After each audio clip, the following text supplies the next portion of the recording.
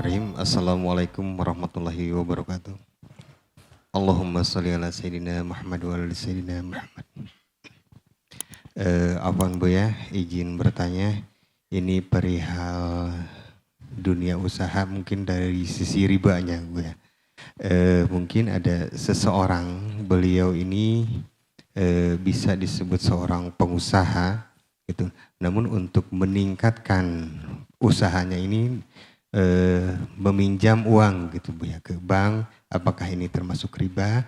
Dan selanjutnya juga beliau ini hobi dengan berbagi Bu ya.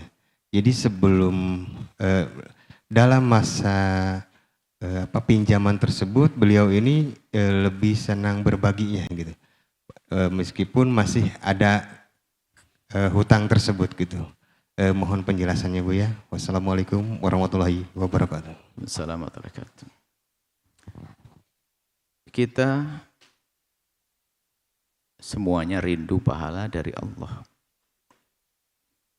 Dan untuk mendapatkan pahala dari amal kebaikan kita adalah yang kita lakukan dengan tulus, ikhlas karena Allah. Dan ikhlas ada syarat-syaratnya dong. Dari suatu yang bersih. Bukan dengan hawa nafsu. Nah ini, makanya misalnya ada orang punya uang utang jatuh tempo. Ditagih sama yang punya uang. Malah sedekah. Kebaikan apa itu? Bayar utang lebih gede pahalanya. Pasti hawa nafsu.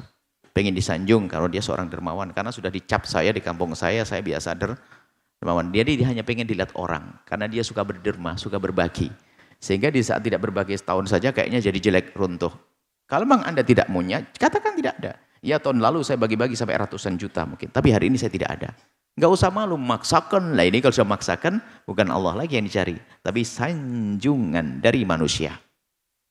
Nah, kemudian dia untuk usahanya meminjam. Saya tidak tahu di mana tempatnya. Pokoknya begini, kalau Anda meminjam uang, kemudian mengembalikannya harus pakai tambahan, itu riba. Seberapapun, terserah namanya apa. Namanya si cantik, si jelita, atau si bunga, atau si apa, itu masalah nama, terserah. Jadi, kalau memang pokoknya minjam, ya kan? Kemudian kembalinya ada tambahannya, itu adalah riba.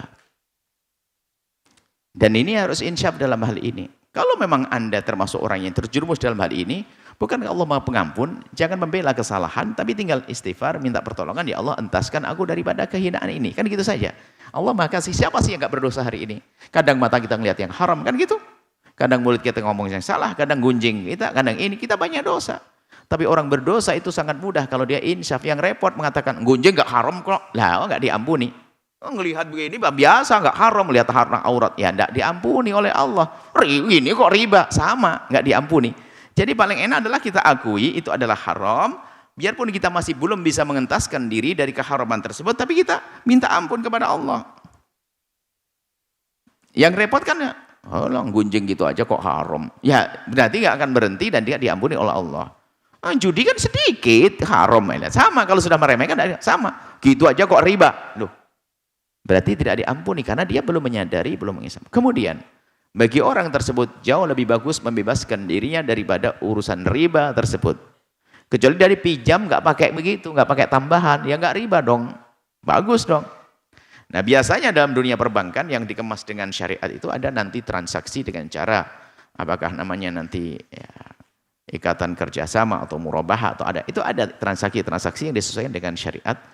Dan himbauan kami adalah mendukung sesuatu yang diarahkan pada syariat, biarpun mungkin bank syariah sendiri sampai hari ini juga masih perlu penyempurnaan. Karena itu adalah upaya-upaya dari orang yang ingin menjalankan syariat. Tidak ada yang menjalankan syariat langsung full 100%. Ada kekurangan, tinggal tugas Anda menyempurnakan. Tapi paling tidak dalam menyempurnakan, Anda dukung segala sesuatu yang ada hubungannya dengan syariat. Kalau sudah ada, kemudian setelah itu Anda tidak boleh congkak merendahkan orang yang masih di dalam dunia konven.